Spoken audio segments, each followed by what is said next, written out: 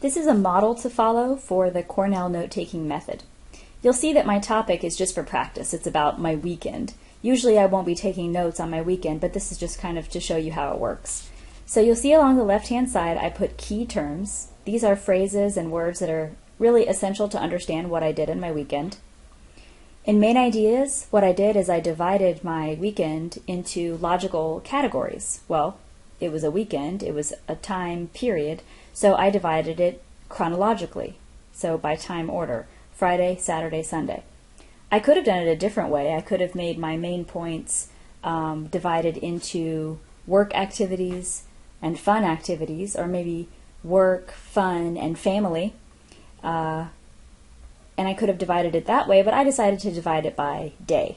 So you have to decide when you're taking notes how you want to divide up your main ideas and details. Usually when you're listening to a lecture, it will be kind of obvious how the person who is speaking has decided to divide up their main ideas.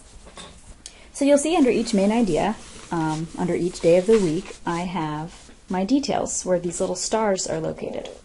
So on Friday, I have a detail work day, and then under that, I explain exactly what I mean by work day. And then I have another detail, my evening, and then I have some details underneath the evening. So for each of these, I'm going to remember exactly what I did and then some activities that I did in those categories.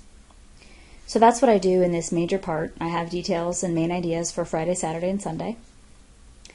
Then, after my whole weekend was done and after I took my notes, I wrote a summary here at the bottom in just one sentence, and I want you to keep this to 1 or 2 sentences, no more than that.